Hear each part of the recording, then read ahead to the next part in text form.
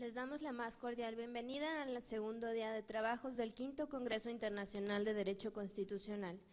En la mesa siguiente es la constitucionalización del derecho familiar, aplicación y desarrollo comparados. Nos acompaña el día de hoy Ana María Ibarra Holguín, directora del Centro de Estudios Constitucionales. Bienvenida.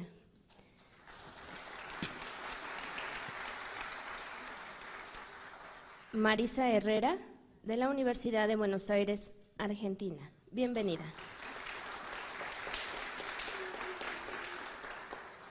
Rachel Taylor, Exeter College, Oxford. Welcome.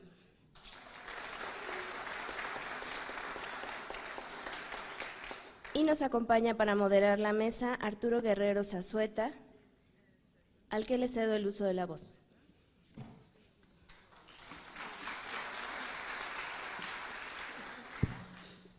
Hola, buen día.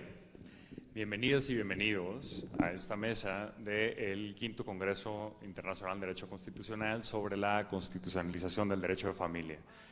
Para mí es un gran honor poder acompañarles acá, más que como moderador, como primer espectador y teniéndolos acá de cerca, abordando temas que me parecen de la mayor relevancia, no solo a nivel global, sino sin duda por el momento en el que nos encontramos en México. Me parece que una reflexión de esta naturaleza es obligada. Los temas que van a abordar nuestros ponentes de lujo en esta ocasión permitirán importantes reflexiones. Además, todo esto en el marco de un debate que nos obliga a reflexionar un poco sobre el papel en el que desde el Poder Judicial, particularmente en el quehacer cotidiano de la Suprema Corte, hemos ido desarrollando algunas materias, algunas ramas del derecho, particularmente en el caso del derecho de familia, en el cual nos habíamos enfrentado durante años a ciertas ataduras, ciertas resistencias, ciertas limitaciones a abordar los problemas como lo que son cuestiones de estándares, problemas de derechos humanos, problemas en los cuales tenemos que analizar, repensar y volver a pensar una vez más instituciones que se habían mantenido intocadas por décadas y en algunos de ellos casi cientos de años. Entonces, la verdad es que es un enorme privilegio. Agradezco muchísimo la invitación del Centro de Estudios Constitucionales y sin mayor preámbulo iniciamos esta mesa con la participación de Ana María Ibarra, a quien cedo el uso de la voz. You have the floor over. It is my honor for me, it is my honor to share with these personalities. It is my honor to share this space. I am very, very happy, as I told you yesterday, because we were able to bring all these experiences in comparative law and for the possibility of being with you. All the judges who daily face muchos de los problemas que hemos platicado aquí. Nicolás Espejo, que es investigador del Centro de Estudios Constitucionales, iba a abrir este día con el tema de las experiencias de derecho comparado, pero él va a estar en la siguiente mesa. Hubo simplemente un cambio en la integración de las mesas. Y también hay un cambio en mi ponencia, porque había preparado una ponencia un poco más técnica sobre qué es esto de la constitucionalización del derecho en familia y cuáles son las coordenadas que han guiado este proceso de transformación en México. Pero por el día de ayer, quienes me han precedido en el uso de la voz, pues no quiero repetirme, ¿no? Creo que ya se ha hablado mucho de lo que ha hecho la Suprema Corte, de los casos, cómo han venido estos cambios. Entonces quisiera platicarles o compartirles una experiencia un poco más personal sobre cómo llega a mí y cómo llega al Centro de Estudios Constitucionales este tema de la constitucionalización del derecho de familia. Durante 10 años tuve pues, el privilegio de ser secretaria proyectista en la Suprema Corte, bajo la ponencia del ministro Arturo Saldívar, y pues tuve la fortuna también de participar pues, en muchos de los proyectos de sentencia que afortunadamente fueron aprobados, de los que se platicaron ayer, ¿no? Those projects we spoke about yesterday, Jehovah Witnesses and Bullying and Blood Transfusion, realidad social versus realidad biológica, el divorcio sin causales, en fin, la lista es muy larga. También aquí Arturo Guerrero pues fue compañero, ¿no?, de estas batallas. Y se hizo pues mucho en la Suprema Corte, mucho en la ponencia del ministro Arturo Saldívar. Tomorrow we're going to have Arturo Saldívar with us because he was, I believe, undoubtedly he was, and there we have his sentences, and he was the precursor of all this pretty advanced criteria. But yo creía que eran de avanzada y lo son, y son grandes contribuciones and a yes, este they proceso de constitucionalización del they derecho de contribute a familia. lot to this constitutionalization Pero process después de of que me he reunido the con family law. But varios after I met, jueces after locales talking de to familia, several family law después local que judges, and me after topé, I afortunadamente, con fortunately found quien Nicolás es parte de este Espejo, proyecto, who is después part of this de que project, participamos en la those who creación de un libro que se va a participate in the presentar hoy a las creation of a 6 book de la that is tarde, going to be 7 de la tarde, presented today at con el 7 ministro p.m. González Alcántara, with Minister pues me di González cuenta que sí Alcántara. hemos This is avanzado, when I pero que realized that tenemos yes, we todavía have made muchos progress, but retos. we have many, Y me many di cuenta que challenges había ahead of us. muchos temas And I que also ni saw many siquiera topics, estamos many considerando topics that we y were que not son even considering, fundamentales and those para are hacer fundamental in realmente un order cambio de to paradigma, make para a realmente paradigm change so that we ya can dar actually, como so este that golpe we de can 180 grados make a que se necesita en 180-degree el tema change as needed de familia. when speaking about families. Y vaya, ¿por qué la constitucionalización Why are del we derecho speaking familiar? about Cuando yo hablaba de constitutionalization of este family law? proyecto, When I was no speaking se about entendía this así, ¿no? project, La it was not constitucionalización understood like del this, derecho de familia. Era constitutionalization of como family law. algo It extraño, was algo seen se as entendía un something poco weird como, or something bueno, ¿qué strange. significa esto? It was Significa que understood la as, what familia does it tiene que mean? estar It regulada means desde that la the family Constitución. has to be regulated Y vaya, nosotros at the explicábamos, constitutional level, no, and we significa said que no. el derecho The meaning familiar, is that family ya es law, otro it means that a family partir law is de a los derechos different one, humanos, ¿no? based Y esto es on lo que the nos different human dábamos rights, cuenta or cuando based on estábamos human rights. proyectando And this is sentencias, precisely what we que saw en el when we were equipo sentencing. lo que nos pasaba In es the que teníamos team, conflictos, and we saw that we pues, had a conflicts. los We que had los conflicts, códigos no ofrecían and respuesta. the codes didn't offer Ni an los códigos answer, ni los and libros. the Es que books también eso hay didn't que offer decirlo, ¿no? responses to all these conflicts either. We have to Tenemos also códigos say del this. siglo We antepasado have que codes that reflejan come from pues, 2 todos estos centuries ago that prejuicios, reflect estereotipos, all these pero también stereotypes tenemos una and doctrina judgments, but we also pues, have que a se ha doctrine quedado that también has ahí en el pasado. stayed there ¿Qué in hace the el past. juez cuando And se le what does the presentan judge do estos when retos? he finds ¿Qué hace these el juez cuando challenges? se le What does presentan the estos judge conflictos que does no when son nada he sees sencillos? this not Y esto es easy a lo to que nos deal with enfrentábamos conflicts? And nosotros this is cotidianamente en la what we Suprema were Corte. facing ¿Qué hacer daily cuando in the una Supreme mujer Court? What to entrega do when a a woman otra mujer a su hija y 6 años después regresa? What happens when the mother comes back 6 years later looking for her daughter, but now the daughter is part of another family? What to do when the parents do not want to do blood transfusions to their children, for example, when they suffer from cancer? What to do with a child who is subject to bullying at the school? Who is responsible and who is expected to pay for this? Intrafamily violence, can it be seen as a damage? Can it be economically rewarded? What to do with international restitution when a child, for example, is alleging violence from the father who is asking for restitution? Or what to do in a restitution case when they are going to be sent back to those countries that do not have social migration and security-related conditions in order to return to those countries? Many of these conflicts were things that were happening every day, and I believe these are the conflicts that you also face.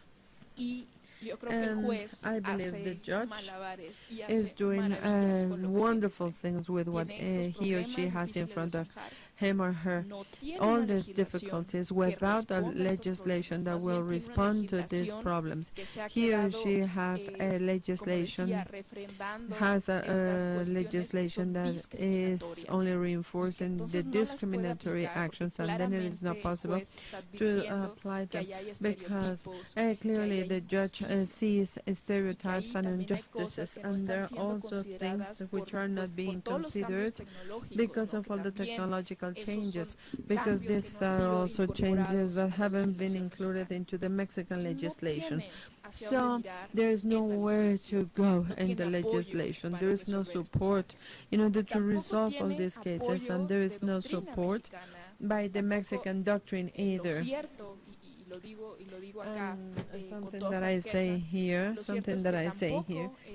the truth is that Mexican academicians have not either explained all those institutions and the transformation of all those institutions. This is why the judge has to be creative, very imaginative. And the judge has to become a researcher.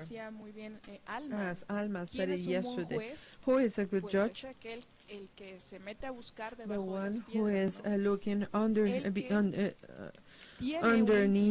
the stones, the one who has an intuition about what is just, fair, and the one who is going to be acting based on this guide. This is why the Supreme Court at the beginning was pretty criticized, if you remember, and today because of all the human rights culture. It's been 10 years and it looks like to be a discourse that has significantly permeated the Mexican legal culture. It seems strange, but it was not like this 10 years ago. I remember when we first started to replace the deficiency of the complaint, when we were asking for evidence, when we started to say that the litis is not reserved in family matters, it was a big scandal. It was a scandal because it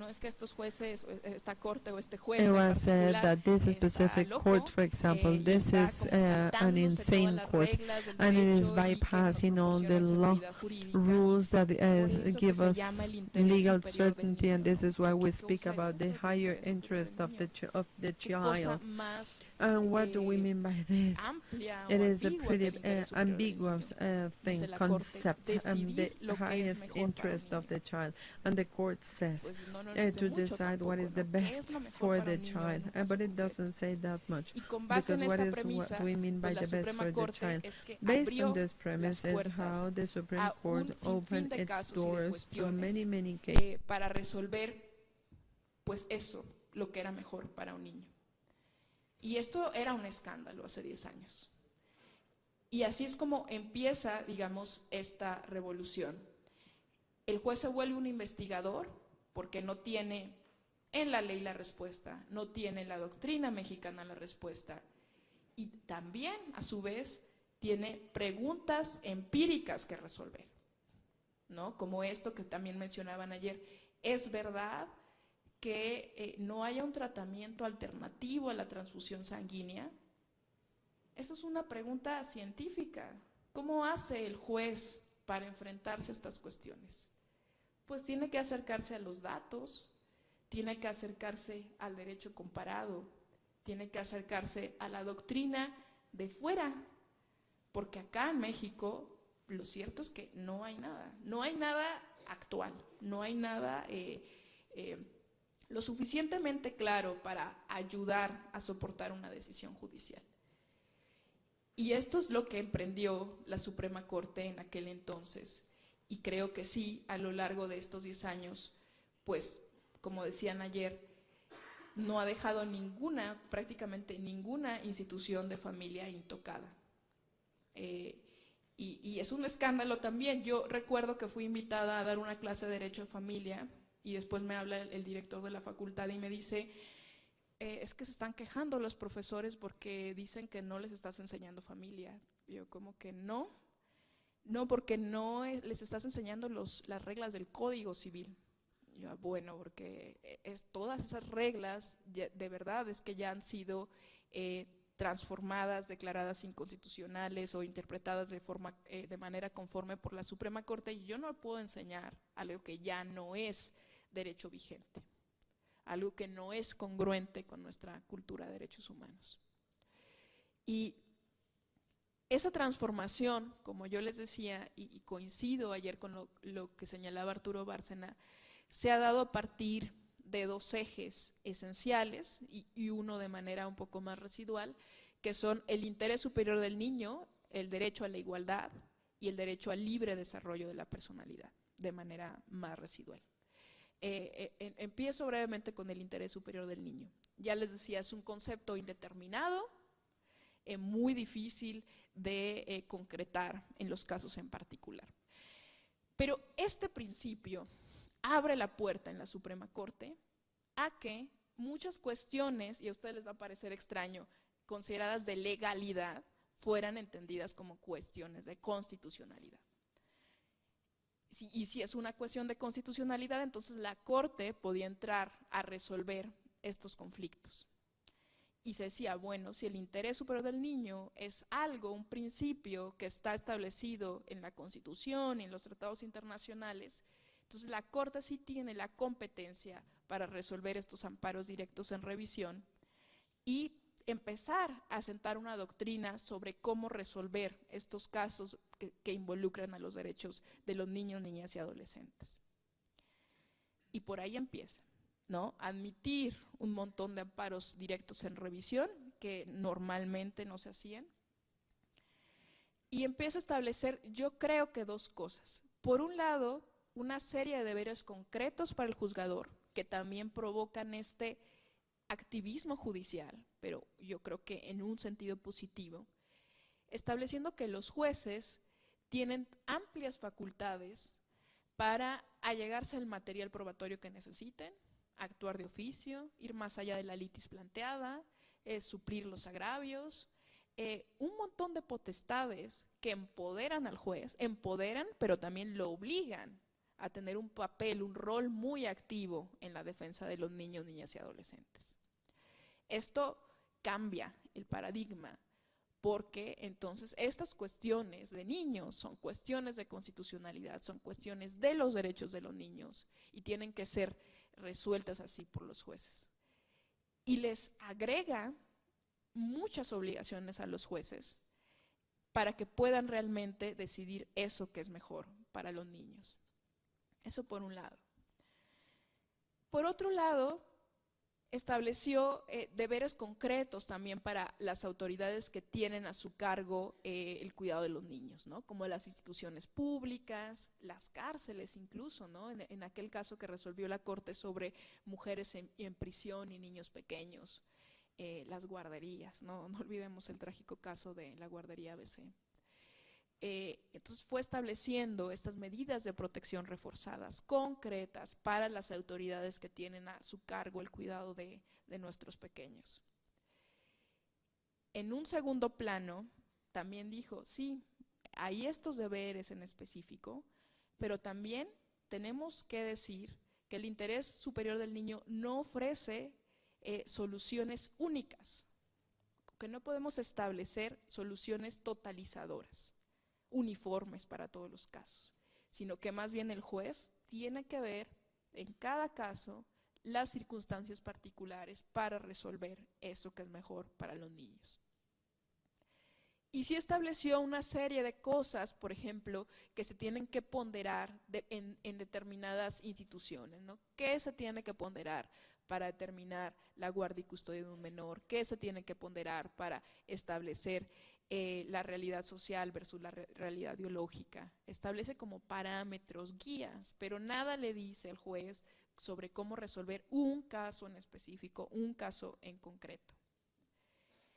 Y les decía que esto fue pues un giro de 180 grados porque animó a los jueces pues a tener que mirar las circunstancias de los casos en particular, la evidencia técnica o científica, el derecho comparado, porque, oh sorpresa, muchos de los casos que se estaban enfrentando en la Suprema Corte pues ya habían sido resueltos por otros tribunales constitucionales de otros países. Entonces tuvo que mirar también al derecho comparado.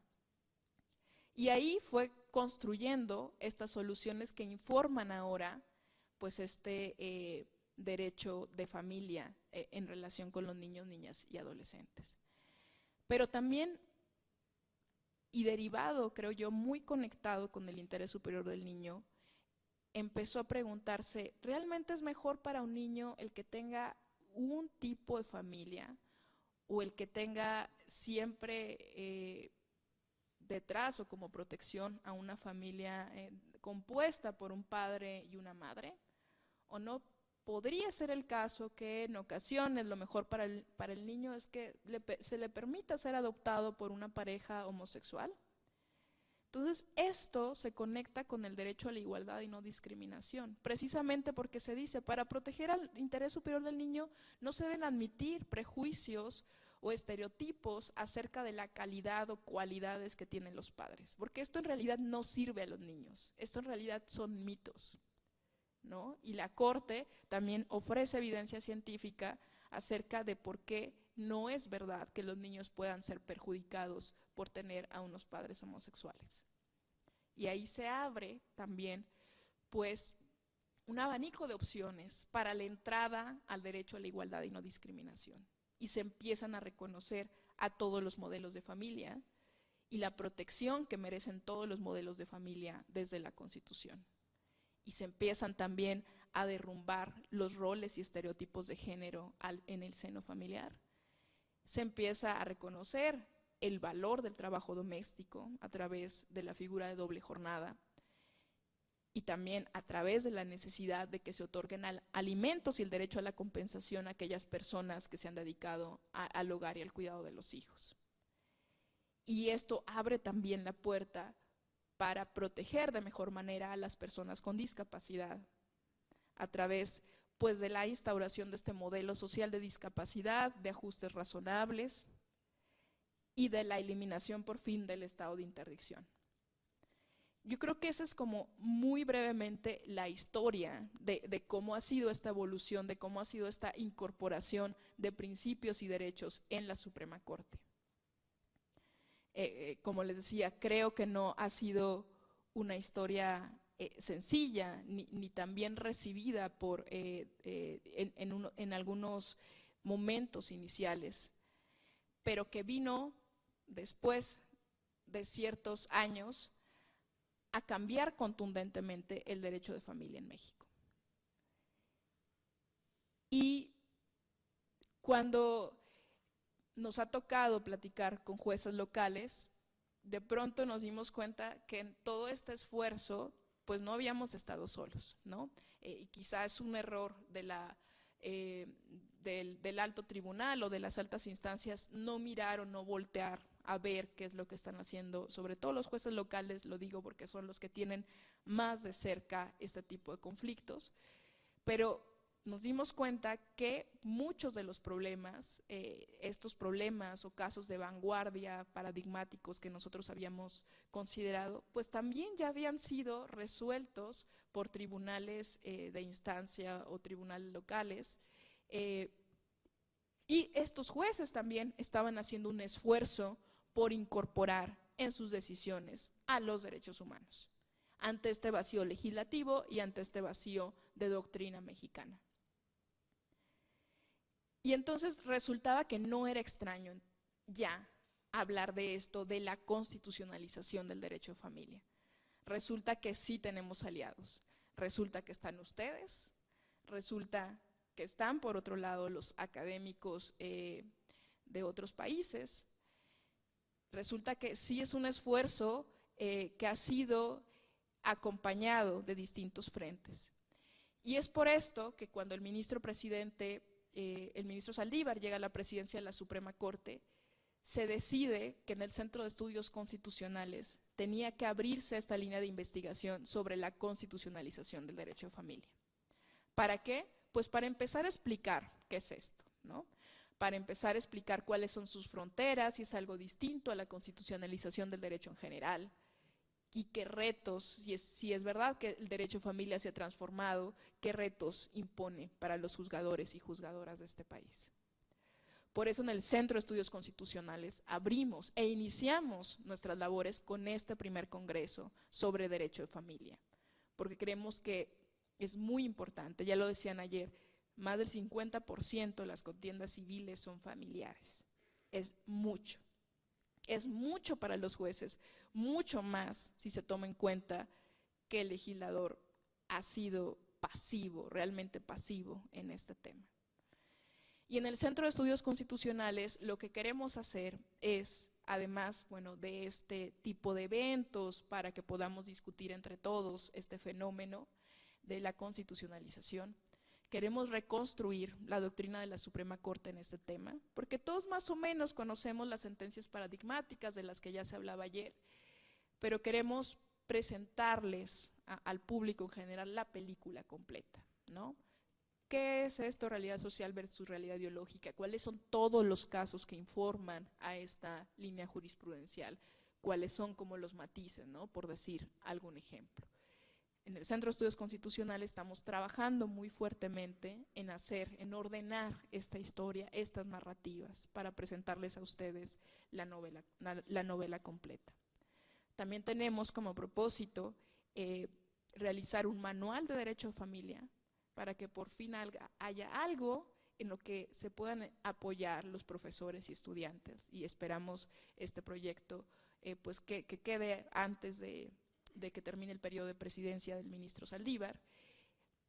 Y estamos también generando una red internacional de investigadores, que es un poco lo que motiva sobre todo las charlas del día de hoy.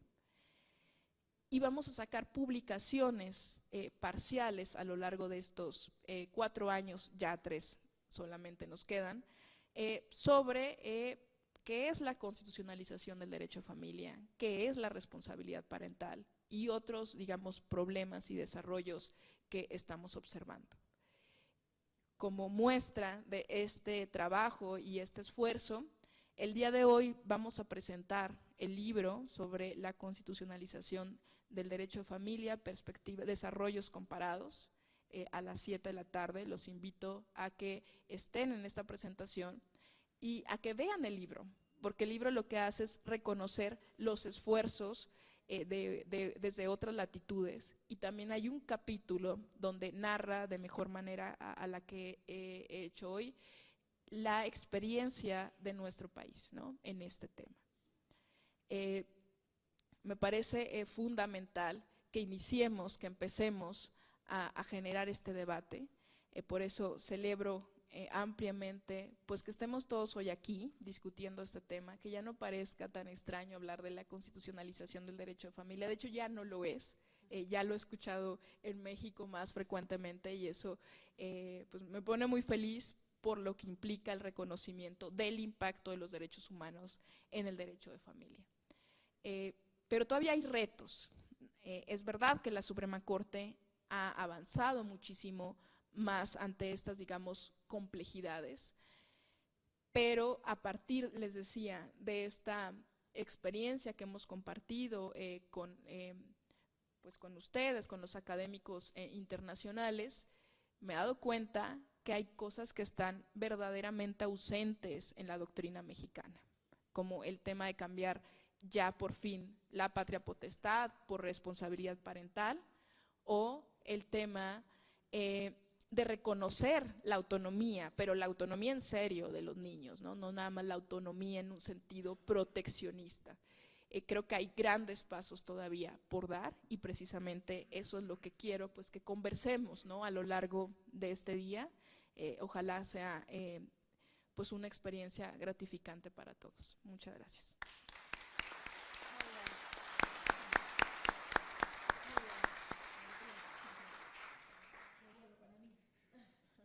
Ahora van de vuelta. Muchas gracias, Ana María. La verdad es que siempre es un gusto escucharte. Me agradezco mucho esta reflexión que haces, porque además nos permite llegar a la siguiente ponente, acerca de cómo es una reforma, o sea, la reforma de derechos humanos y los cambios que se fueron dando en la Suprema Corte. Ya nos están corriendo, bajó la luz, ¿no? Sí. Claro. Ya nos vamos. Han sido avances sumamente interesantes acerca de una forma distinta de resolver los problemas, al menos desde el ámbito de la judicatura, porque han sido discusiones en torno a la elaboración de parámetros, de guías para resolver problemas y no de soluciones. Esta frase que decía Ana María, las soluciones totalizadoras, me parece bastante interesante, lo cual hace que creo que agradezcamos todavía más el tema de los manuales y estos ejercicios que nos ayuden un poco a resolver casos prácticos, porque en efecto han sido discusiones a veces muy frustrantes desde el punto de vista de la forma en la que estamos acostumbrados a resolver casos en México, ¿no? Que era tener ya la solución más o menos preestablecida para cierto tipo de casos, y ahora tenemos que pensarle, investigar, reflexionar, argumentar y todo eso mientras tienes una enorme carga de trabajo, cierre de estadística, presiones, remesas, metas que cumplir, etcétera. Entonces, dentro de un poder judicial a nivel federal y muchas veces a nivel local, que se mueve a veces un poco por números, por resultados cuantitativos, pues tener que cambiar la forma de discutir y encontrar estas soluciones más complejas siempre es muy interesante. Y esto, decía, nos permite pasar a la siguiente mesa, a la siguiente charla de Marisa, en la cual hay una aportación sumamente interesante, ya no más que desde el ámbito de la judicatura, desde el punto de vista de la legislación, desde el punto de vista de la forma en la que tenemos que aterrizar estándares a el Código Civil y de Comercio en Argentina, a cómo buscar soluciones ya más codificadas y cómo tratar de actualizar y renovar estas legislaciones que habían permanecido anquilosadas y sin ningún tipo de movimiento. Además, recogiendo estándares que durante mucho tiempo se habían olvidado a nivel internacional, y particularmente en el caso de la Corte Interamericana de Cuestiones de Familia, ¿no? Hasta que llegan casos como Fornerón, Atala, etcétera, que ya empiezan a arrojar estándares bastante relevantes y que por lo tanto tienen que ser recogidos a nivel interno por los estados, ¿no? Entonces, bueno, va a ser interesante escucharte y te cedo el uso de la palabra. Bueno, hola, ¿cómo están? Voy abajo, así leo mejor porque tiene una letra más chiquita, ¿puede ser? Bueno, agradezco un montón la invitación. Bueno, yo vengo del sur-sur, digamos, ¿no? De lo que implica ser argentina, y mi idea es compartir con ustedes en estos 20 minutos que tenemos juntos acá cuáles han sido los avances en el campo legislativo. Argentina, primero, esto del plural, y no solamente de las familias, porque justamente el lenguaje no es neutro, y justamente que ya desde el título decir las familias en plural ya dice algo, dice mucho. Y segundo, no solamente lo constitucional convencionalizado. Este juego, esta interacción ya hoy en día inescindible entre lo constitucional y lo convencional. En algún punto la interpretación de nuestros tratados internacionales por los órganos internacionales, como por ejemplo la Corte Interamericana, es obligatorio a la hora de analizar también qué es lo que dice un tratado hoy. Porque esos tratados son viejos en algún punto. 1969, la convención que es por lo cual regula cuestiones que tienen que ver con muchos derechos nuestros. Sin embargo, en 1969 no existían las técnicas de reproducción humana asistida. Entonces, ¿cómo aplico, no? Y uno por eso entiende, por ejemplo, el famoso caso que tenemos con Artavia Murillo, justamente de la Corte Interamericana.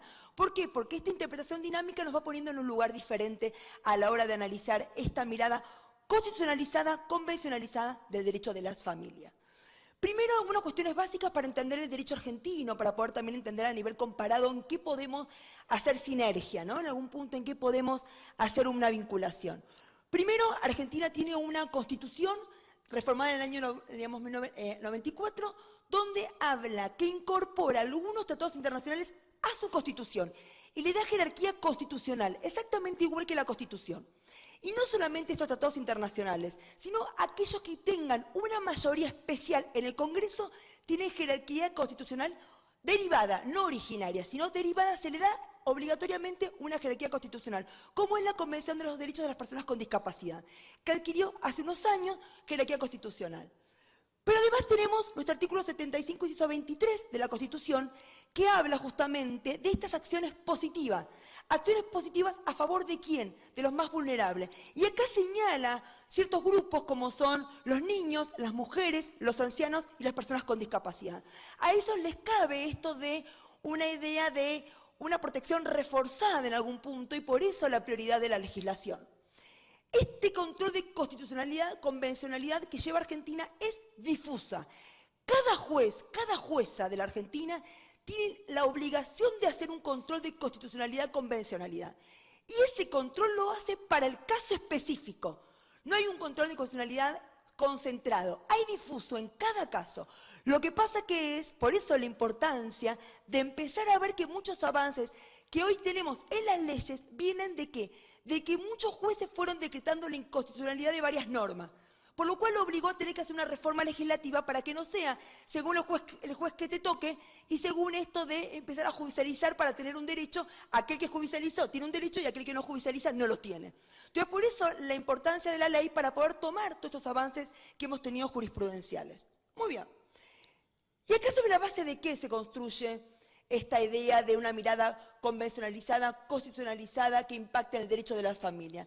Sobre 3 principios claves o estructuras básicas, que es el principio de igualdad y no discriminación, que es el concepto de autonomía y de libertad, y conjuntamente el de identidad. Si yo te reconozco tu autonomía, te estoy reconociendo tu identidad, porque vos sos esa autonomía en tu identidad. Y también este concepto de la protección de las familias. ¿Qué familia? Y no definimos en la Constitución qué familia. Justamente eso hace un concepto sociológico que sea dinámico. Muy bien. Aquí empezamos entonces a hablar de cuáles han sido los aportes que hemos tenido en los últimos años en la Argentina en clave de derechos humanos.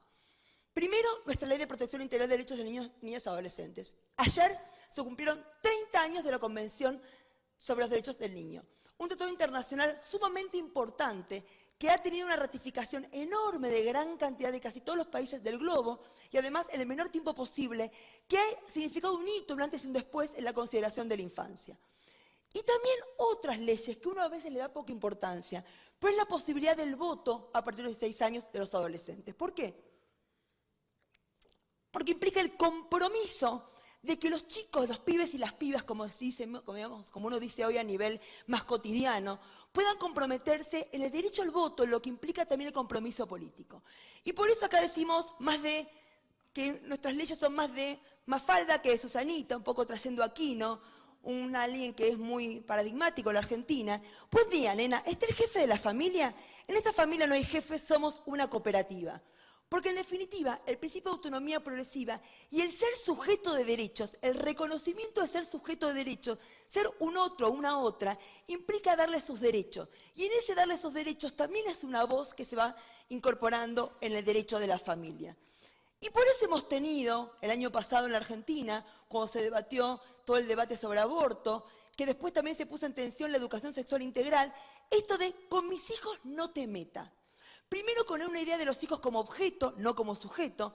Segundo también como la idea de no me come, no, mis hijos no son míos.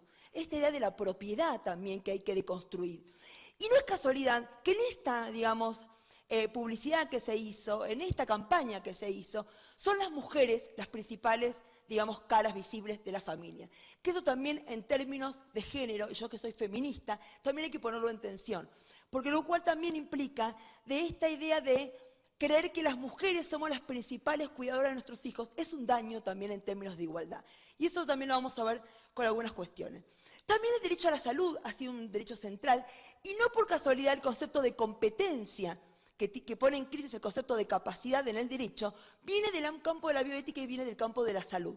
El derecho de los pacientes, el derecho, todo el tema de la ley de ligadura de trompas y vasectomía, la ley de educación integral, la ley de salud mental, nuestra ley de muerte digna, morir con dignidad. Por eso cuando todo el mundo dice el derecho a la vida es el derecho principal, no hay un derecho principal, todos los derechos son proporcionales. Por eso tenemos una ley de muerte digna. No es vivir a cualquier costo, es vivir con dignidad y por eso también acá uno prioriza la dignidad por sobre la vida. Y por eso cuando uno analiza el peso que tienen hoy,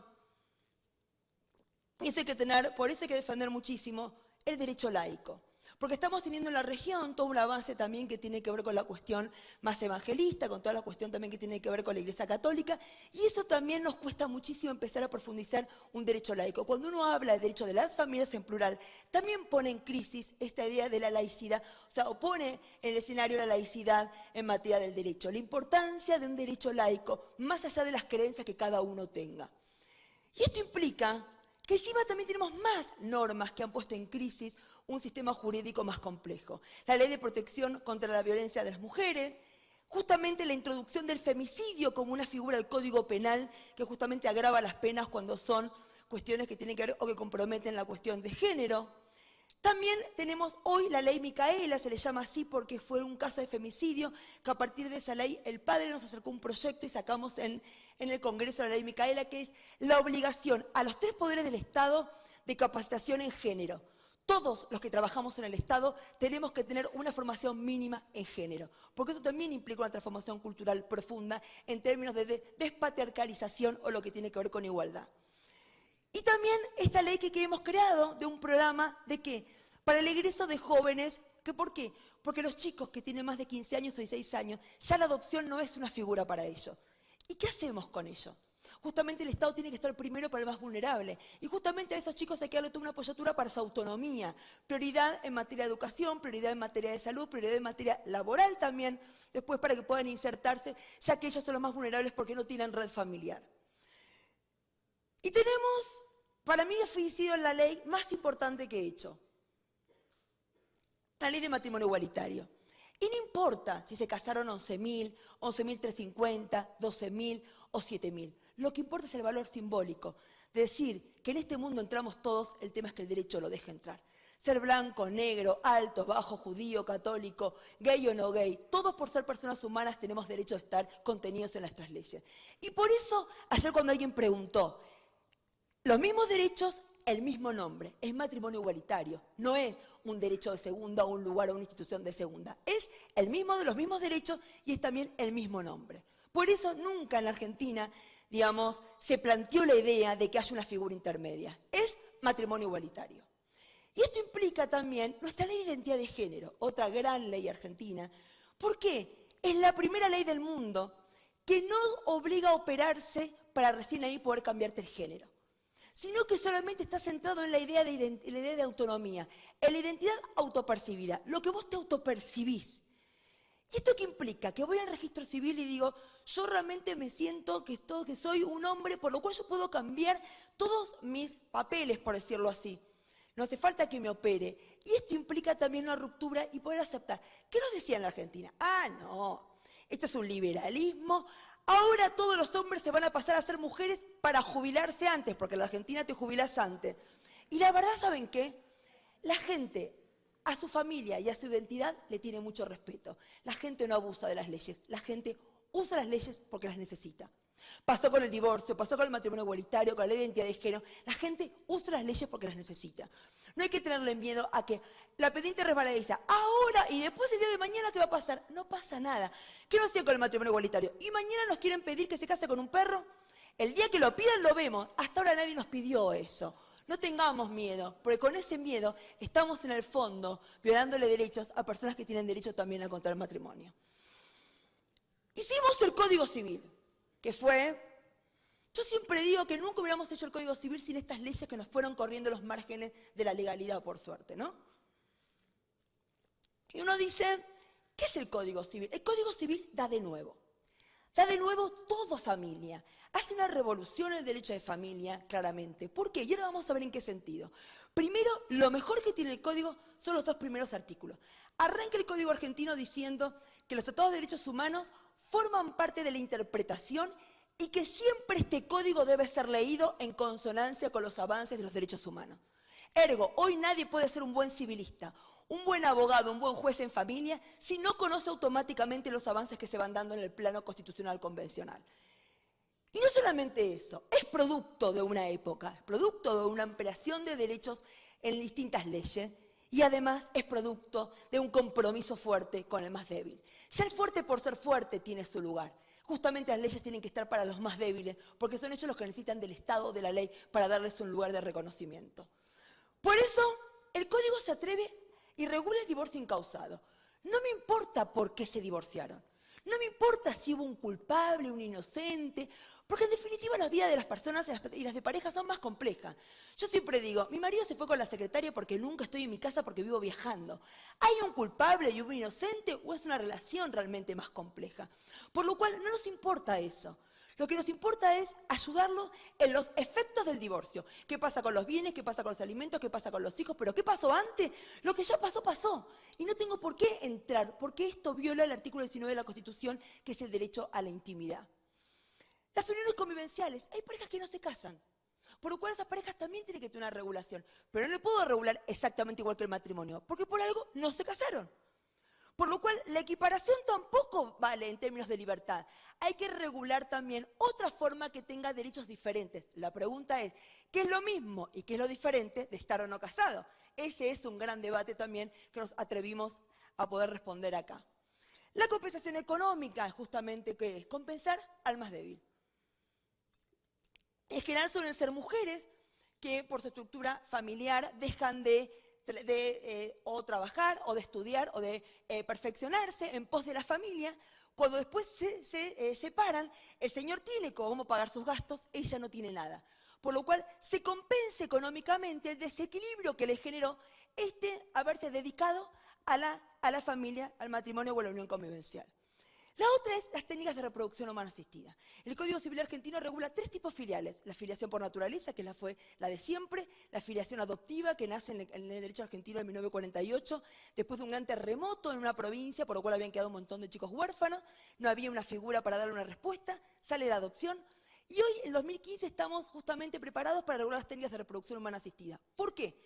Porque en términos de identidad, si yo regulo igual, lo que de base es diferente, a alguna filiación le estoy haciendo perder su lugar. Por lo cual, si las técnicas de reproducción asistida tienen particularidades distintas a otras, tengo que regularla en forma expresa con sus... ¿Por qué? Porque las técnicas de reproducción me permiten que sea con material genético de la pareja o con material genético de tercero. Por lo cual, toda la cuestión que tiene que ver con la filiación, digamos, con la cuestión de los donantes. ¿Qué pasa con el derecho a conocer los orígenes? Bueno, hay un montón de complejidades que se dan en técnicas de reproducción que no se dan en la filiación biológica y que tiene que estar también regulada. Y también el concepto de esto del lenguaje no es neutro. Cuando uno habla y dice patria potestad. La patria potestad es el pater familia, el padre, el hombre, dueño de la mujer, de la casa y de los hijos. Que era entendible en nuestros códigos ancestrales, nuestros códigos primeros, porque las mujeres éramos incapaces de hecho relativa. Si no podíamos tener la patria potestad sobre nuestros hijos, si no podíamos darle ni nuestro nombre. ¿Por qué? Porque nosotras mismas no teníamos poder sobre nosotras mismas. Hoy nadie duda que por el principio de igualdad, que no hablamos más de patria potestad, de responsabilidad parental. Porque de hecho, a vos te preguntan a nivel general, vos sobre tu hijo, ¿qué tenés? A nadie se le ocurre decir una gran potestad, una gran responsabilidad. Y esto mismo que uno lo dice a nivel general, en la jerga común, eso tiene que estar también regulado en el código. Porque los códigos son para las personas, regulan la vida de las personas, no son para los abogados. Y también la idea de coparentalidad. Esto de, no hay una madre principal y un padre periférico. Ambos somos importantes en la vida de nuestros hijos. Por eso nosotros derogamos la preferencia materna en la tenencia de los hijos menores de 5 años. Primero el concepto de tenencia, hablamos de cuidado. Los chicos no se tienen como un objeto. La tenencia es de arma de guerra, de droga, pero no es de un hijo. Hablamos de coparentalidad, hablamos de cuidado. Y justamente con esta idea de que ambos somos importantes. Porque además, siendo país de matrimonio igualitario, nunca puede haber una preferencia materna, porque si hay 2 mujeres, ¿a quién prefiero? O si hay 2 hombres, a ninguno. Por lo cual hablamos de coparentalidad. Y también hablamos de la familia ensamblada. Los tuyos, los míos y los nuestros. Es una realidad cada vez más común. ¿Y por qué es una realidad cada vez más común? Porque hoy vivimos una mayor cantidad de años. Es un tema sociológico. Y no solamente eso. Uno cuando se hicieron los códigos, los primeros códigos, claramente uno vivía como mucho 20, 30 años. Y era entendible que uno viviera y tuviera una sola pareja. Pero hoy tenemos la suerte, gracias al avance de la ciencia, de poder vivir 70, 80, 90 años, y ojalá cada vez más, y en el cual hace que es entendible que uno cambie, que la persona que yo elegí a los 30 o a los 35 o a los 40 no sea la persona que sigue eligiendo a los 60 y me quedan 30 años más. Y no es esta idea de la madrastra o el padrastro como algo negativo, es el progenitor afín. No es el padre, pero es alguien que vive con mi hijo y que también que lo quiere, es un referente afectivo. Y esa persona también tiene que estar contenida en los códigos civiles. Por eso acá otra vez con Mafalda cuando dice, mamá, ¿qué te gustaría hacer si vivieras? Implica esta idea de, la vez pasada mi marido fue a una reunión de padres, ¿no? Y alguien le dice, pero qué buen padre. Si hubiera ido yo a la reunión de padres, nadie me dice qué buena madre. ellos lo llevan siempre como lo que hacen es algo bueno. Ellos no hacen algo bueno, hacen lo que tienen que hacer. Yo estoy segura que la violencia de género se va a poder realmente erradicar en serio si uno realmente empieza a darse cuenta que hay que educar en igualdad en serio. Que no hay esto de ciertos roles que le corresponden a las mujeres. Mi hijo no va a ser un vínculo violento con nadie, porque en su casa nunca tuvo roles estereotipados y rígidos. Cocina uno, cocina el otro o el delivery, baña uno, baña el otro, no se bañará. Y esto lo que hace es, roles más flexibles hacen hacer sociedades más igualitarias en serio. Por lo cual también la cuestión de género y poner en crisis el concepto de la naturaleza. Hay mucho más de construcción social que de naturaleza, por eso la adopción existe. Porque hay mujeres que no construyen su vínculo con su hijo y por lo cual dan a su hijo en adopción. Y por eso también el aborto existe. Entonces, digamos, por eso mismo hay que empezar a repensar de manera profunda, más de construcción social y menos de la idea de la naturaleza y como si la naturaleza fuera inamovible. Claramente las técnicas de reproducción, no solamente haber regulado técnicas de reproducción asistida, porque hasta el 2013 en la Argentina, solamente aquellos que tenían plata podían pagar técnicas de reproducción. La famosa cuestión hipócrita, ¿no? Esto de aquel que tiene plata sí accede y aquel que no tiene plata no puede. Y si es un derecho formar una familia, claramente el Estado también tiene que estar atrás para poder cubrir tratamientos de técnicas de reproducción asistida. ¿Y esto qué nos permitió? Blanquear un montón de formas de familia. Porque hoy yo puedo ser madre sola con donante anónimo. La familia monoparental originaria no solamente viene por la adopción de personas solas, sino también por las técnicas de reproducción asistida. Y yo una cosa, no me pregunto si yo lo haría. Yo regulo por una sociedad cada vez más compleja. Y eso también es salirse de lo que uno cree, de las creencias de uno, porque no puede ser uno el que marque justamente el reconocimiento de tantas diversidades. Y temas más complejos todavía, la gestación por sustitución. Un tema que el feminismo también nos debemos mucho, un debate profundo. Argentina tiene hoy 47 fallos, todos a favor de la gestación por sustitución. Y esto que dice la explotación. El 74%, yo soy investigadora en mi país, de los 47 fallos, el 74% de los casos no son mujeres que uno no conoce. Es la hermana, es la cuñada, es la mejor amiga, comprobado. Ojo, porque no todo es exactamente explotación. ¿Hay casos de explotación? Sí, claro. Y ahí tiene que estar el Estado protegiendo, pero no es todo explotación, porque justamente la vida de las personas no es todo blanco o negro, si no sería tan fácil todo. También tenemos casos de grises. Incluso tenemos el primer caso, ahora hace poco, hace 15 días, de una cobertura médica, un tema de gestación por sustitución. Por lo cual, para mí es uno de los grandes temas pendientes del feminismo contemporáneo, además del gran debate entre trabajo sexual versus prostitución, que también hay argumentos de la gestación por sustitución interesantes para analizar sobre el tema de la libertad y el consentimiento, pero que no voy a tratar acá. Pero me parece importante también ser profundos a la hora de interactuar y de ir viendo argumentos que se van cruzando en distintas temáticas que hacen al concepto de las familias en plural. Y voy a ir a temas más complejos, por eso yo, el que avisa no traiciona, esto a lo mejor puede ser una de las ponencias más rupturistas que uno pueda mostrar acá, pero bueno, esta es la realidad que tenemos, y que es casos de por qué nadie puede tener más de 2 vínculos filiales. ¿Por qué tenemos 2? Madre, padre, padre, padre, madre, madre. Y la pregunta es un caso de una pareja de lesbianas que ellas tienen a su hijo. En general las parejas de lesbianas no tienen una infertilidad médica, sino que no se acuestan con tipos. Por lo cual pueden apelar a un amigo gauchito, le digo yo a un amigo, para que le dé su semen y se inseminan caseramente, lo que se conoce práctica casera o inseminación casera. Yo no me pregunto si yo lo haría, yo tengo este conflicto que tengo que resolver. ¿Y qué pasa acá? ¿Cuál es la diferencia en este caso? Este amigo no es un donante conocido, que el gauchito que le dio el semen. Este quiere ser padre también. Se comporta como padre, lo busca al colegio, lo lleva al jardín, paga cuota alimentaria, lo quiere. La pregunta es, ¿qué le reconozco? Para este chico tiene 2 madres y un padre. Y es el primer caso en la Argentina de triple filiación, a pesar que nuestro Código Civil dice ninguna persona puede tener más de 2 vínculos filiales, cualquiera sea la naturaleza de la filiación. Miren cómo la realidad nos pone incluso a leyes más contemporáneas también en un lugar. ¿Y eso por qué es lo bueno? Por la mirada constitucionalizada. Porque en términos de identidad, este chico tiene 3 vínculos afectivos que tienen que ser reconocidos. Y hemos tenido incluso también, digamos, otros casos. Esta es la gran periodista Marta Dillon, del Suplemento de las 12, que es un diario feminista. O tenemos incluso casos, ambos son trans, como no hace falta operarse, él es un hombre trans y ella es una mujer trans, por lo cual quien está embarazado es el hombre trans, no la mujer. Por eso el Código Civil argentino no habla de la mujer que da luz, habla de quien da luz, porque quien da luz puede no ser siempre una mujer, sino jurídicamente un hombre. Miren cómo vamos cursando identidad de género, no hay que tenerle miedo a esto, no hay tantos casos. El tema es cómo nos permitimos poder leer personas que tienen una realidad y una identidad diferente a la que uno tiene. Y eso necesitan también tener una respuesta desde lo legal. Y tenemos incluso casos de identidad de género de niños, también la infancia trans, otro gran tema también que nos interpela, que es un tema administrativo o es un tema judicial. ¿Hay que ir siempre a la justicia con lo que implica de la justicia o son temas que se pueden resolver también en lo administrativo? El primer caso de la Argentina fue administrativo. Y más todavía que tiene que ver con los no binarios. ¿Por qué esto de la película de Lucía Puenzo en la Argentina, XXI? No me siento ni hombre ni mujer. No me identifico con ninguno de esta cuestión binaria. No me identifico ni con hombre ni con mujer. Y por lo cual es el primer caso, Carolina Jerónimo, con quien somos amigos, y en el cual él dice, sáquenme de mi DNI, porque yo no me siento mujer.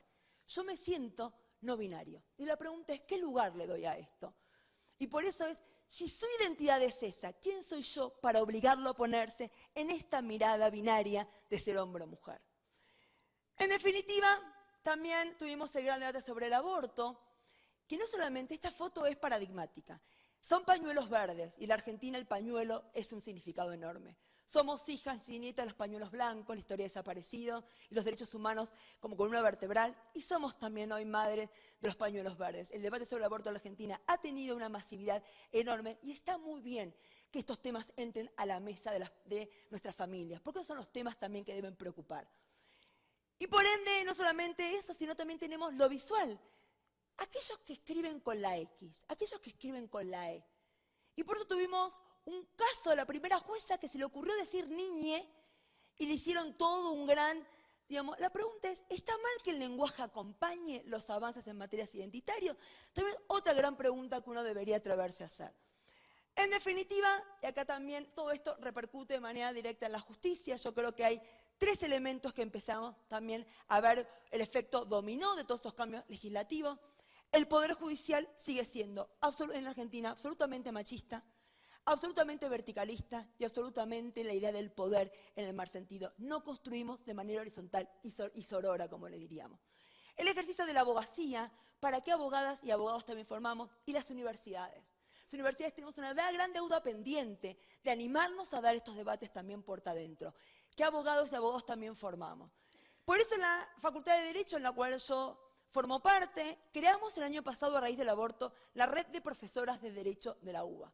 Y por ejemplo, hacemos una campaña, Nodas sin nosotras. ¿Qué quiere decir con esto? No vamos a ninguna jornada donde sean todos hombres, porque en el derecho también hay mujeres, en el derecho laboral, en el derecho, y eso implica también empezar a visualizar estos debates y de construcción del patriarcalismo en sentido profundo.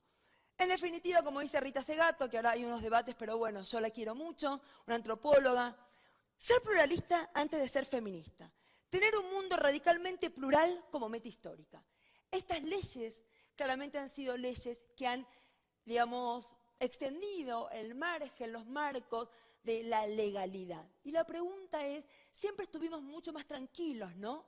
Decir lo normal, lo anormal. Y la pregunta es, ¿quién es uno para hablar de normalidad y anormalidad? En definitiva, todos por ser personas humanas tenemos derecho a estar contenidos en las leyes. Y por ende traigo acá a Julio Cortázar para cerrar, quien dice, parezco haber nacido para no aceptar las cosas tal como me son dadas. Creo que en definitiva, siempre esta idea de la incomodidad en el buen sentido es lo que nos permite seguir avanzando para poder realmente y en serio tener una sociedad mucho más igualitaria, mucho más inclusiva, pero absolutamente mucho más humana. Muchas gracias.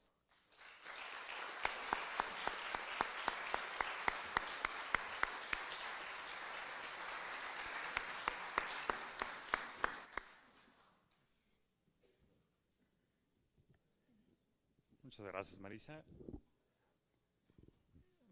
Bueno, ahora retomando una de las frases de la exposición acerca de abordar los casos excepcionales como excepcionales y no legislar desde la particularidad, tratar de analizar aquellas cosas que son complejas como tales y no complicarnos por lo que no lo es. Bueno, pasamos ahora a un caso paradigmático que ha captado la atención global, en el que han opinado, para no variar, desde Donald Trump, el Papa, la sociedad, abogadas y abogados, expertos médicos, etcétera.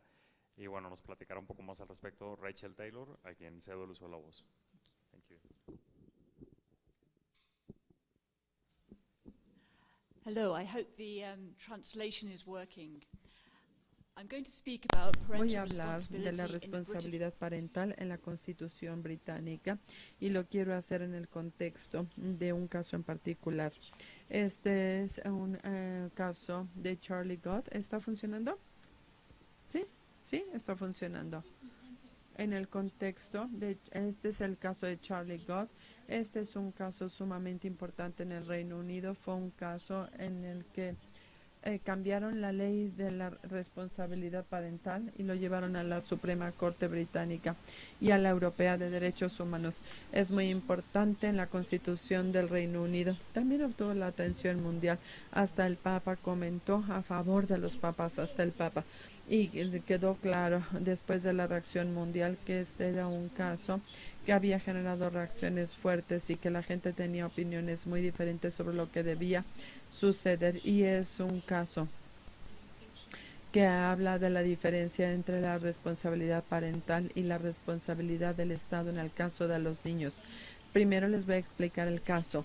El caso era de Charlie Gott, quien fue el primer hijo de los papás de Chris Gott y Connie Yates, y cuando tenía unas semanas de edad quedó clarísimo que no se estaba desarrollando y lo hospitalizaron, y es un hospital para niños a nivel mundial, y le diagnosticaron al niño que tenía una enfermedad mitocondrial agresiva y severa y que no había ninguna cura convencional para esta enfermedad, ningún prospecto bueno de mejoramiento, y que desafortunadamente cuando llegó el caso a la corte, él ya había tenido daño severo cerebral, ya no veía, ya no escuchaba, ya no se movía y dependía completamente del apoyo de vida para respirar y para alimentarse, y el hospital concluyó que probablemente para este niño era morir con dignidad, en particular porque no podían descartar la posibilidad de que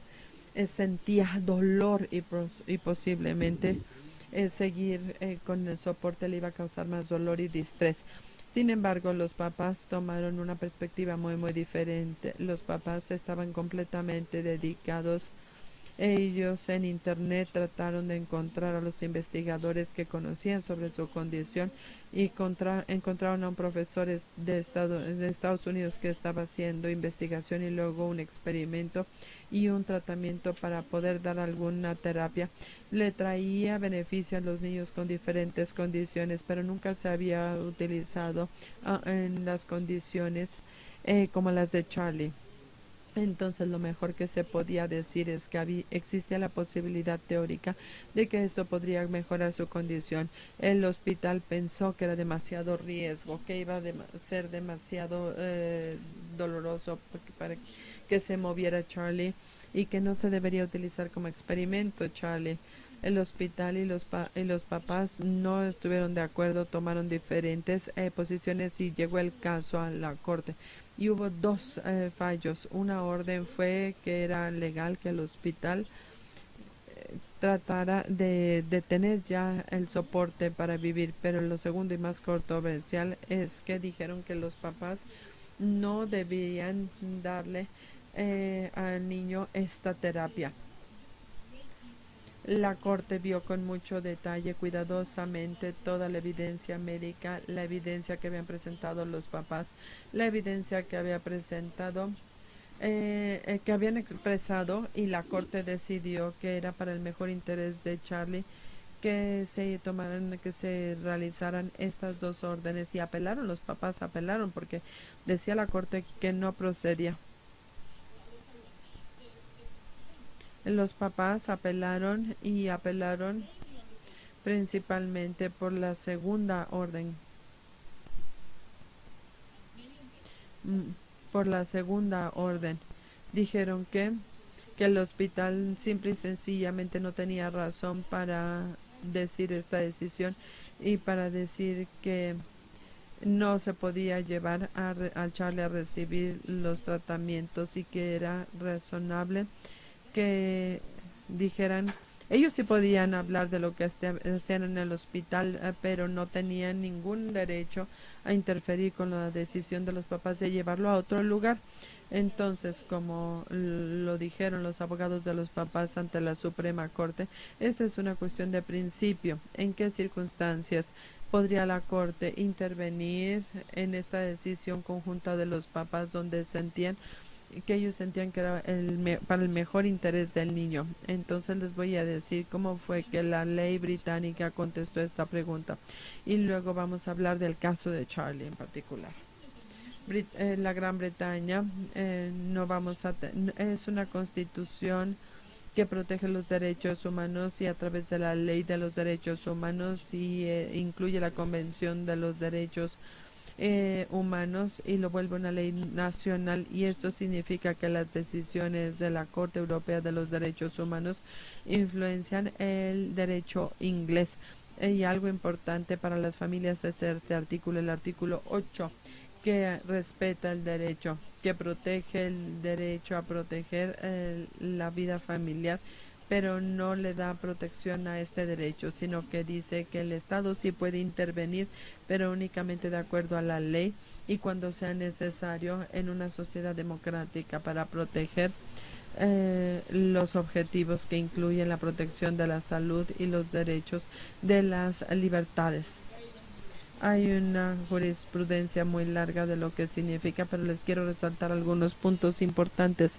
Nos queda claro que el derecho protege la autoridad de los papás para tomar decisiones en la familia, y esto incluye el derecho que tienen los papás para participar en las decisiones sobre los tratamientos médicos de los hijos.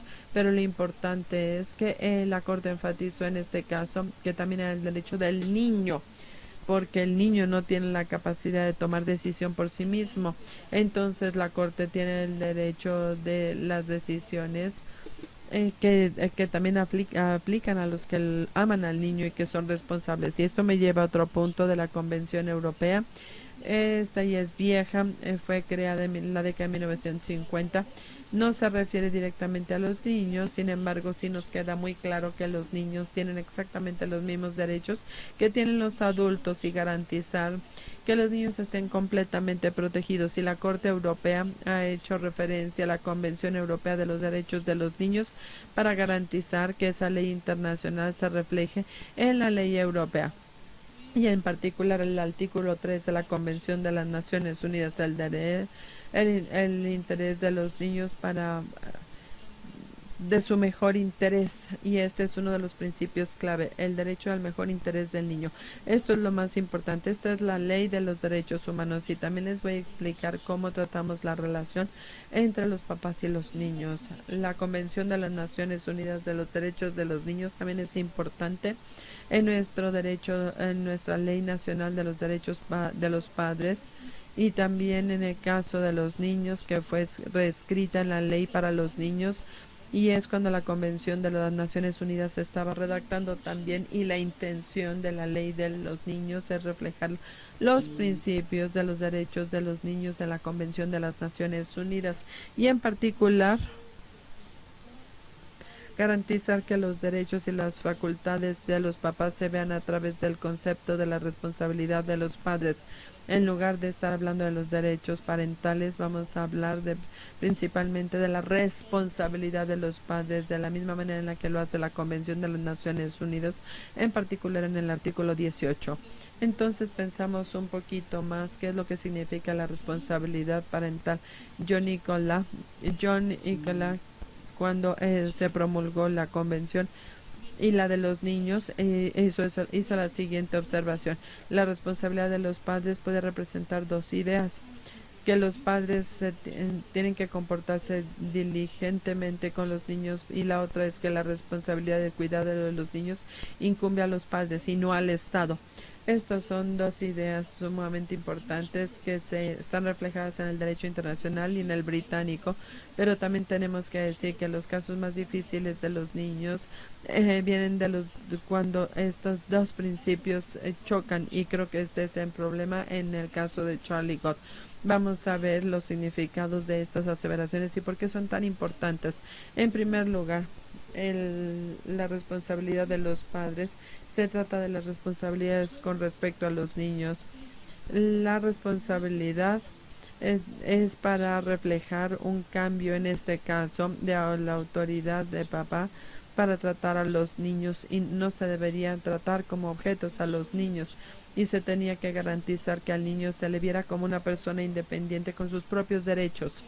Entonces, la ley refleja la idea de que los papás únicamente tienen poder para poder mejorar el interés de los niños, y si los niños se salen del mejor interés de los niños, del niño, entonces van a estar actuando fuera del alcance de esta facultad. Esto lo vemos en el derecho nacional, pero también lo vemos en la Convención de los Derechos de los Niños, en el artículo 18, que nos aclara que los papás son los que tienen la responsabilidad del bienestar de los niños. Y el segundo principio muy importante es la responsabilidad de los niños, que es principalmente la de los papás y no la del Estado. Y hay muy buenas razones para este principio. Es bueno saber que las decisiones están hechas por los que los cuidan y los aman, y no por la burocracia. También es importante para los papás porque se requiere de muchos recursos y de tiempo, y a veces es difícil para los papás actuar de manera que se actúe a favor del interés de los niños con los recursos disponibles. Es por eso que los papás necesitan flexibilidad para tratar de satisfacer las necesidades de los niños, pero también tenemos la cuestión de los principios, y aquí tenemos las palabras de la presidenta de la Suprema Corte, de Lady Hale, que dice que un niño no es un niño en este estado, sino que hay diferentes maneras de crecer a los niños, de criar. Hay muchas cosas que hacen los papás en Inglaterra que serían una sorpresa para los papás mexicanos. Y al revés también, y esto sucede porque lo que pensamos que es mejor para los niños dependerá de nuestros propios valores, de nuestra propia cultura y de nuestra propia crianza. Y como lo dice Lady Hale, es importante en una sociedad libre que los papás tengan un cierto grado de autonomía en cómo crían a sus hijos.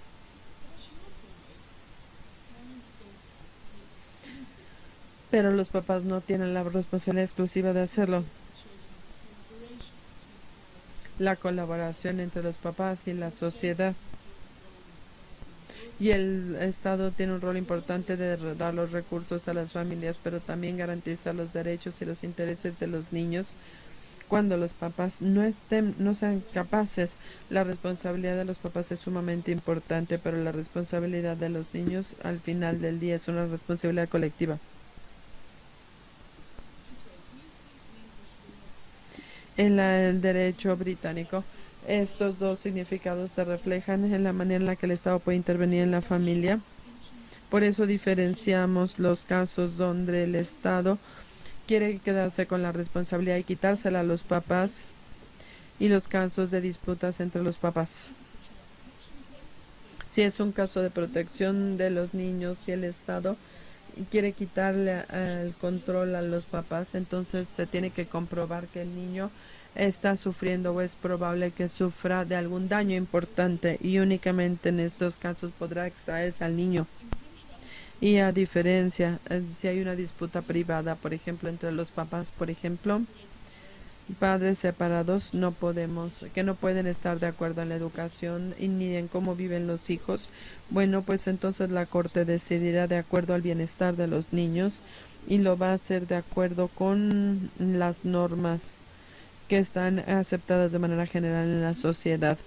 Y esto nos lleva al caso de Charlie Gott, nos remite al caso de Charlie Gott, porque en la realidad muchas decisiones que toman los papás entre estas dos normas, que no causan daño significativo a los niños, pero sí al mismo tiempo no cumplen las normas que decidirían la sociedad y los papás. Muy pocos papás pueden tener la confianza de que todas las decisiones que tomen sobrevivan un proceso de inspección de la corte para saber exactamente qué es lo mejor para los niños, y es lo que dijeron los papás de Charlie en ese caso. El hospital estaba tratando de intervenir en una decisión que no era aplicable y nada más la tenían que tomar los papás. Y los papás son los que deberían poder tomar esa decisión libremente. Y dijeron, si la corte tuviera jurisdicción para intervenir cada vez que un tercero quisiera cuestionar las decisiones de los papás, esto sería intolerable. Si todos los vecinos y todos los abuelos, por ejemplo, que están ansiosos sobre las decisiones de los papás, si pudieran simple y sencillamente ir a la corte y retar a los papás, eso le cambiaría la responsabilidad de los papás al Estado, y eso es lo que dijeron que estaba sucediendo aquí. El hospital no debería invocar la jurisdicción de la corte porque ellos son los únicos que deberían tomar la decisión. El Estado y únicamente en ese caso puede cuestionar las decisiones parentales si el niño está en riesgo de lesión. Y hay otras cosas sumamente detalladas en este caso, pero no lo vamos a abordar. Es difícil presentar estos argumentos en el derecho inglés, y las cortes han sostenido que ellas son las que tienen la jurisdicción de proteger los derechos de los niños y los intereses de los niños. Y si viene una tercera parte y presenta una preocupación genuina, la corte tiene la discreción de escucharla con respecto, y sí se puede presentar la moción, y es por eso que es tan importante. Por ejemplo, hay un caso muy famoso donde el psicólogo del niño estaba tratando a un niño que tenía dificultades de aprendizaje y descubrió que la mamá quería que se le esterilizara. Las autoridades no hicieron nada para el psicólogo. La psicóloga estaba muy preocupada y dijo a la corte que sí, vamos a dar lugar, y le prohibieron a la mamá que esterilizara al niño. Es por eso que es tan importante a veces que los terceros sepan y se puedan acercar a las cortes cada vez que existen preocupaciones sobre los niños. Es difícil sugerir que el hospital no podía intervenir en la jurisdicción de las cortes. Es por eso que tuvieron que traer acercarse a la cuestión al ámbito de los derechos humanos. Dijeron que tenían el derecho de papás de tomar las decisiones a nombre del niño, y la corte inglesa sí dijo que no iba a participar si no había lesión para los niños. El niño, la Corte Europea de Derechos Humanos rechazaron ese reto. En todas las etapas la Corte estuvo de acuerdo de que existía el consenso de acuerdo al derecho internacional de que el interés del niño era el más importante en todas las decisiones que tomaban los papás, y que era el niño el que se veía más afectado sobre las decisiones tomadas con respecto a su vida y su salud. Es por eso que la Corte dijo que el derecho inglés era el correcto, al enfatizar el interés del niño y no el poder de los papás para tomar una decisión. Lo que era importante fue el proceso en el que los papás podían salir lesionados, y los derechos de del niño eran los que estaban justo en el centro. Esto significa que en el derecho inglés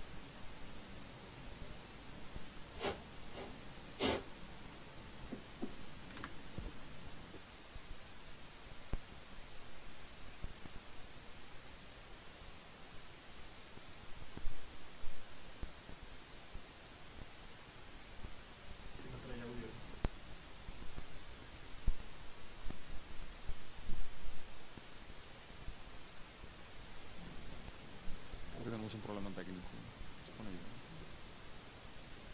The microphone is not working, and therefore they cannot hear. She cannot translate. Just give us a second.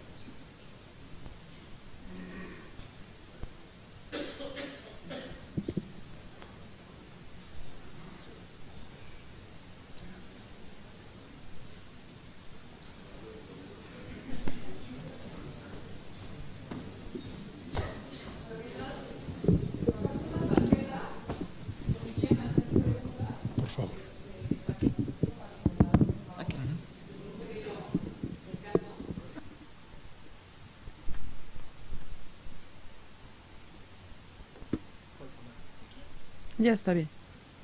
Ya está bien.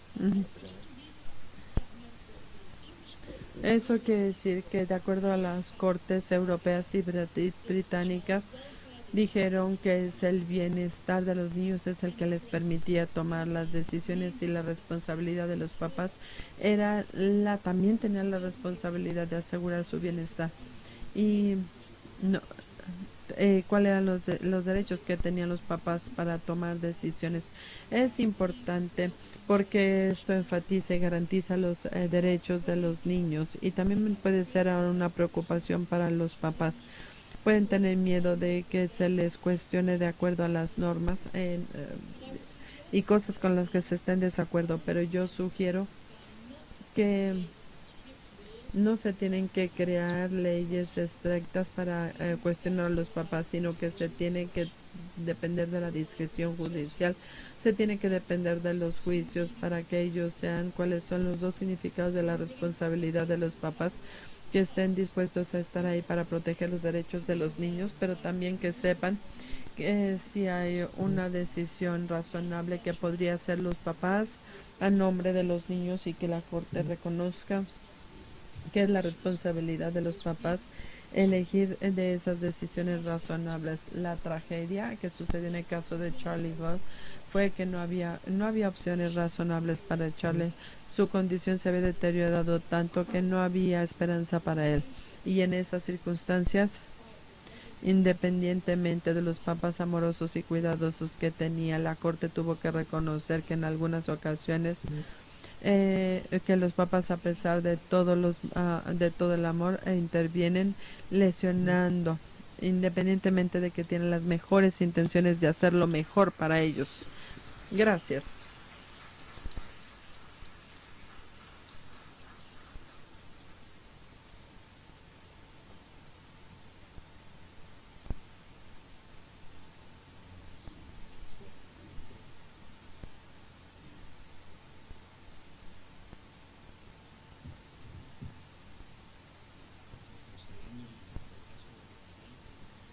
Considering our initial delay, we still have time for some questions. There is one question for the table. ¿Considera adecuado que la edad sea considerada como una categoría sospechosa para el análisis de constitucionalidad de normas? Es decir, hasta qué punto la edad puede llegar a ser considerada como un posible factor de discriminación.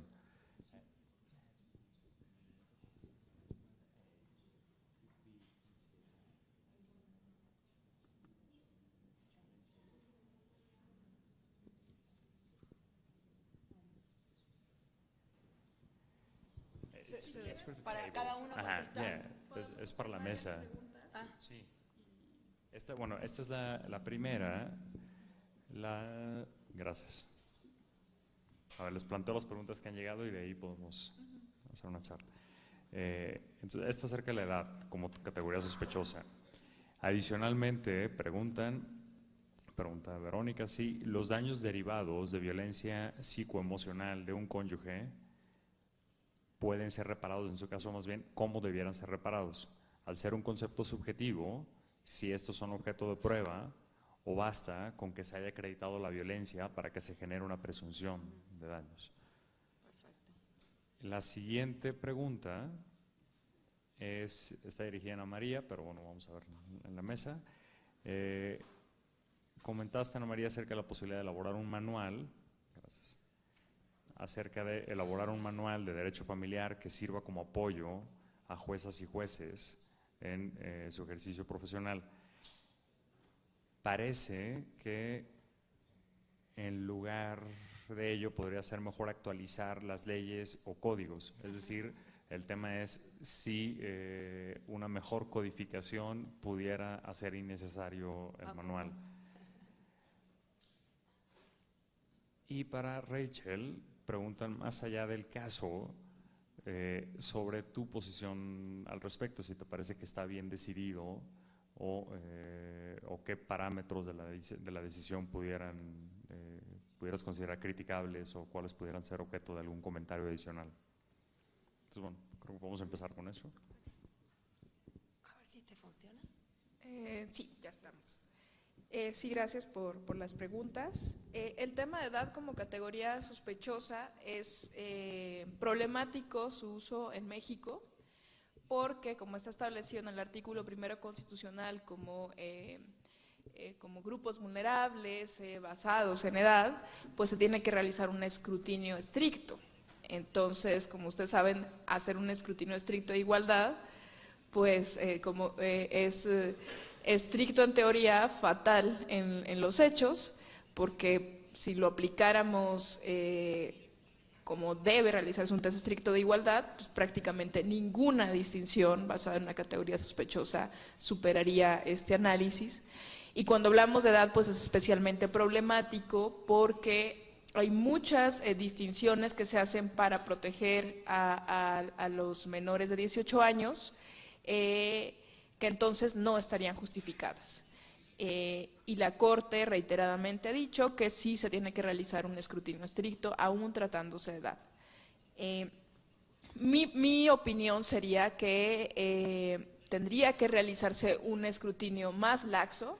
En México no se habla de test intermedios de igualdad, pero creo que podríamos a lo mejor ensayar, por ejemplo, con edad, ¿no?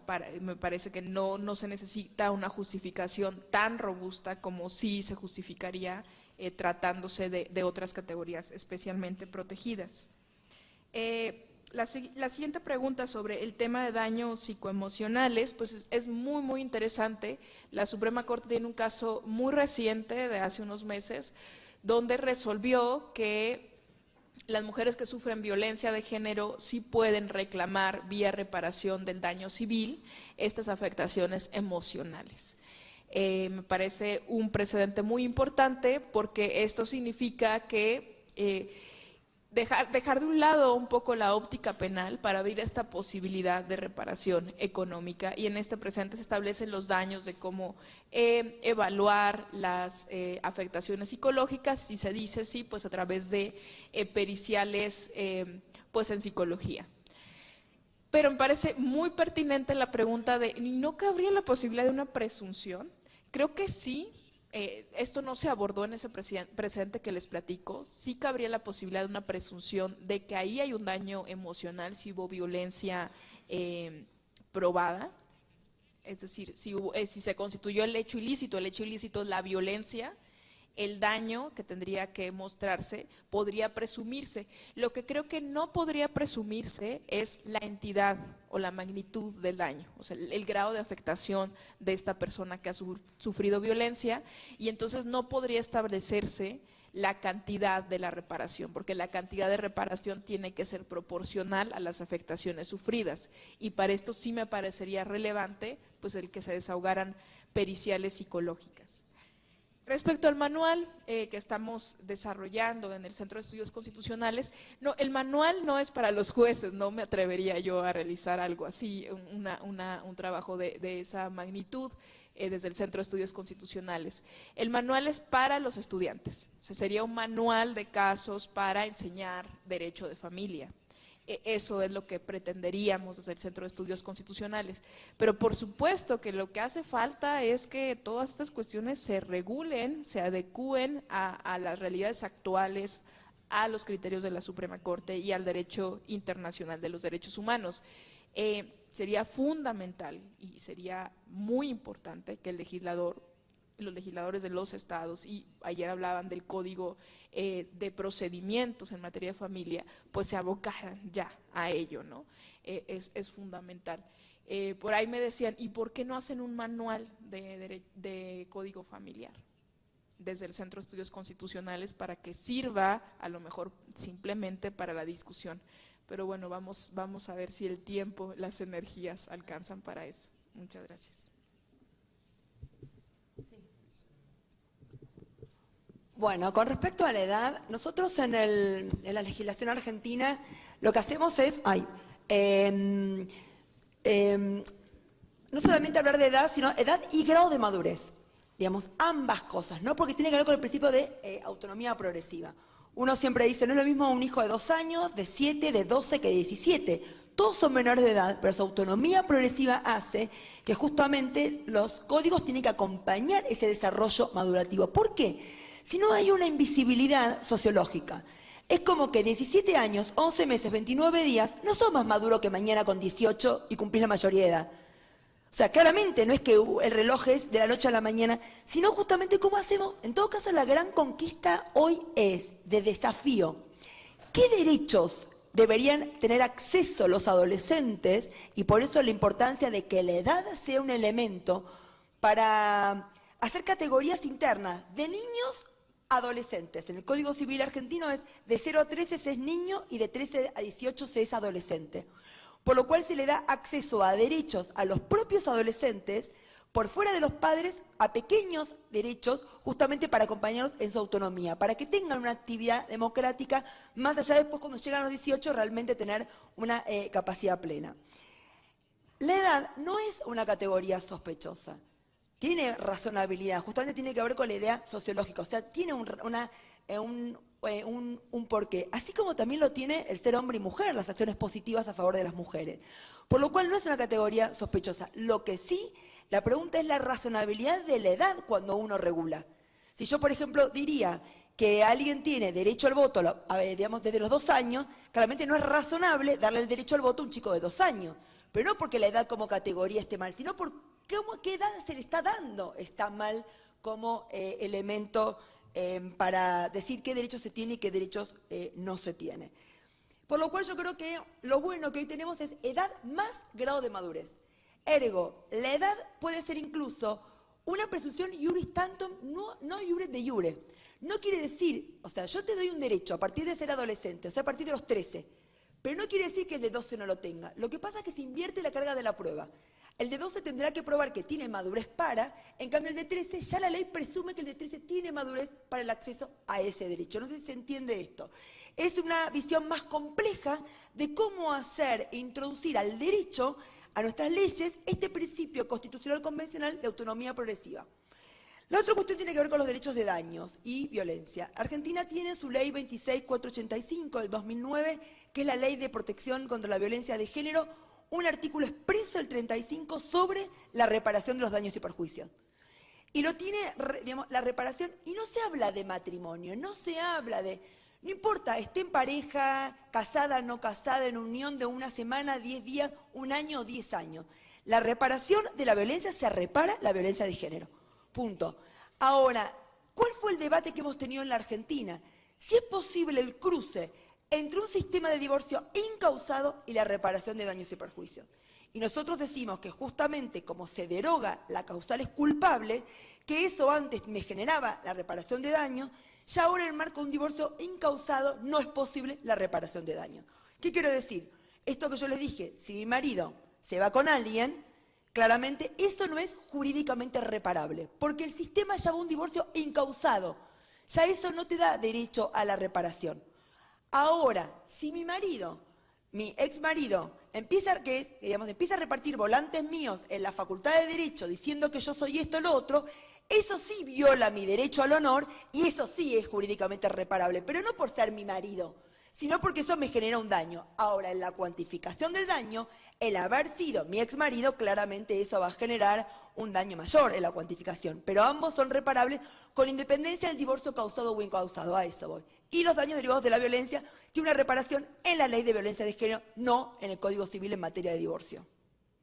Y me parece que nada más, ¿no? Yo, por lo menos, a mí el manual a mí no me dio ninguna responsabilidad de ningún manual.